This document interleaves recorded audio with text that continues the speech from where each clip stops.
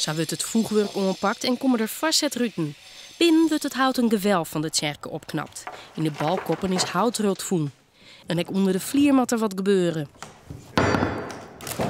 Dat is een pad van de buizen dat die isolatie omheen zit. En het mag eruit. Daar kunnen we net omheen. Het gaat om de gevaarlijkste variant, asbestkoord. In totaal is 50 meter verwarmingsbuis daarmee isoleerd. We wisten wel dat wat verschil komt met erbij. Maar nu de cirkel leeg is hier op dit pad en de banken eruit binnen en de ondernemer hier aan het werk is, nu kunnen we meer openbreken.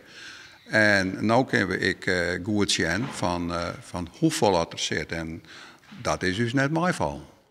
Het hele project kost het fjouwer en een hele ton. Maar Koninginnedag zal heel inzamelen worden om alles te betalen. Voor 1 juli moet de verbouwing klaar wezen.